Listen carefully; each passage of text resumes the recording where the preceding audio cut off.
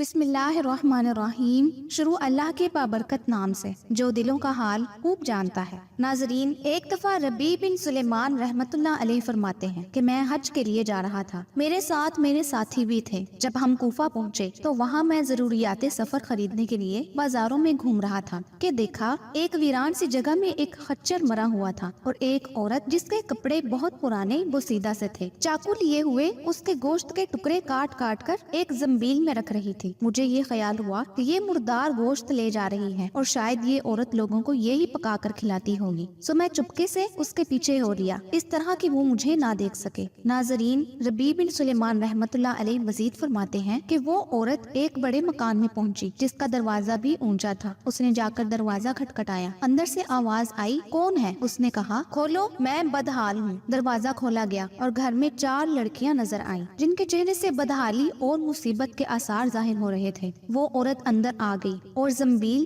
ان لڑکیوں کے سامنے رکھ دی۔ میں کواڑوں کی درزوں سے جھانک رہا تھا، میں نے دیکھا اندر سے گھر بالکل برباد اور خالی تھا۔ اس عورت نے روتے ہوئے لڑکیوں سے کہا، اس کو پکا لو اور اللہ کا شکر ادا کرو۔ وہ لڑکیاں گوشت کاٹ کاٹ کر اس کو آگ پر بھوننے لگی۔ مجھے بہت تکلیف ہوئی۔ میں نے باہر سے آواز دی کہ اے اللہ کی بندی، اللہ کے واسطے اس کو نہ کھانا۔ وہ کہنے لگی، تو کون ہے؟ میں نے کہا، میں ایک پردیسی آدمی ہوں۔ اس نے جواب دیا، تو ہم سے کیا چاہتا ہے؟ پھر مزید کہنے لگی کہ 3 سال سے ہمارا کوئی مددگار نہیں، تو ہم سے کیا چاہتا ہے؟ میں نے کہا، مجوسیوں کے ایک فرقے کے سوا مردار کا کھانا کسی مذہب میں جائز نہیں۔ وہ کہنے لگی، ہم خاندان نبوت کے شریف سید ہیں۔ ان لڑکیوں کا باپ بڑا شریف آدمی تھا، وہ اپنے ہی جیسوں سے ان کا نکاح کرنا چاہتا تھا، لیکن نوبت نہ آئی، اس کا انتقال ہو گیا۔ جو ترکہ اس نے چھوڑا تھا وہ سب ختم ہو گیا۔ ہمیں معلوم ہے کہ مردار کھانا جائز نہیں، لیکن اضطرار میں جائز ہوتا ہے۔ ہمارا 4 دن کا فاقہ ہے۔ ربیع بن سلیمان رحمت اللہ علیہ فرماتے ہیں کہ ان کے حالات سن کر میں بے چین ہو گیا اور اپنے ساتھیوں سے آ کر کہا، میرا تو حج کا ارادہ نہیں رہا۔ سب نے سمجھایا لیکن میں نے کسی کی نہیں سنی۔ میں نے اپنے کپڑے اور احرام کی چادریں اور جو سامان میرے ساتھ تھا وہ سب لیا اور ساتھ ہی نقد 600 درہم بھی تھے، وہ بھی لیے اور ان میں سے 100 درہم کا آٹا خریدا اور باقی درہم آٹے میں چھپا کر اس بڑھیا کے گھر پہنچا اور یہ سب سامان اور آٹا وغیرہ اس کو دے دیا۔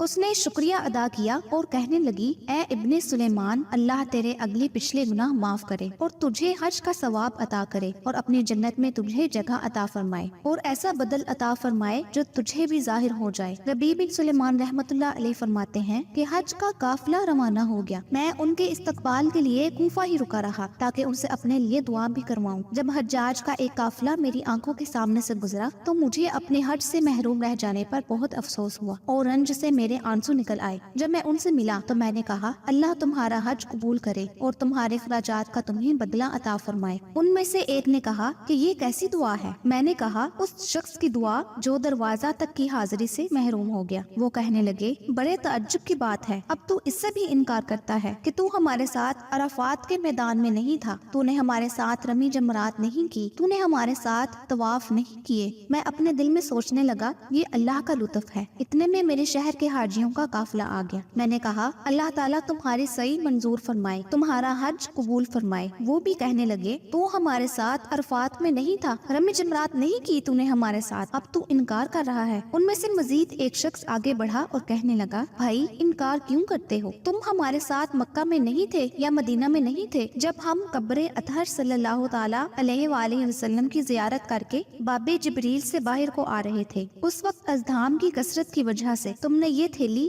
میرے پاس امانت رکھوائی تھی جس کی مہر پر لکھا ہوا ہے کہ جو ہم سے معاملہ کرتا ہے وہ نفع کماتا ہے۔ پھر اس نے مزید کہا کہ یہ لو اپنی تھیلی واپس لے لو۔ ربیع بن سلیمان رحمت اللہ علیہ فرماتے ہیں کہ میں نے اس تھیلی کو کبھی اس سے پہلے دیکھا بھی نہ تھا۔ اس کو لے کر میں گھر واپس آیا، عشاء کی نماز پڑھی، اپنا وظیفہ پورا کیا، اسی سوچ میں جاگتا رہا کہ آخر یہ قصہ کیا ہے۔ اسی کشمکش میں آنکھ لگ گئی تو میں نے جناب رسالت مآب سرور کائنات حضرت محمد مصطفیٰ صلی اللہ علیہ وآلہ وسلم کی خواب میں زیارت کی۔ حضور اکرم صلی اللہ علیہ وآلہ وسلم نے تبسم فرماتے ہوئے ارشاد فرمایا، اے ربیع، آخر ہم کتنے گواہ اس پر قائم کریں کہ تو نے حج کیا ہے، تو مانتا ہی نہیں۔ بات یہ ہے کہ جب تو نے اس عورت پر جو میرے میری اولاد میں سے تھی خرچ کیا اور اپنا حج کا ارادہ ملتوی کیا تو اللہ نے اس کا نعم البدل تجھے عطا فرمایا۔ اللہ نے ایک فرشتہ تیری صورت بنا کر اس کو حکم دیا کہ وہ قیامت تک ہر سال تیری طرف سے حج کیا کرے، اور دنیا میں تجھے یہ عوض دیا کہ 600 درہم کے بدلے 600 دینار اشرفیاں عطا کی۔ ربیع بن سلیمان رحمت اللہ علیہ فرماتے ہیں کہ جب میں سو کر اٹھا تو اس تھیلی کو کھول کر دیکھا تو اس میں 600 اشرفیاں موجود تھیں۔ سبحان اللہ۔ اس امید کے ساتھ اپنی ویڈیو کا اختتام کرتی ہوں کہ میری یہ ویڈیو آپ کو بہت پسند آئی ہوگی اور کچھ نہ کچھ آپ نے اس ویڈیو سے ضرور سیکھا ہوگا۔ اگر ویڈیو پسند آئی ہو تو اسے لائک کرنا نہ بھولیے گا۔ اگلی ویڈیو تک کے لیے مجھے اجازت دیجیے۔ اللہ آپ سب کا حامی و ناصر ہو، آمین یا رب العالمین۔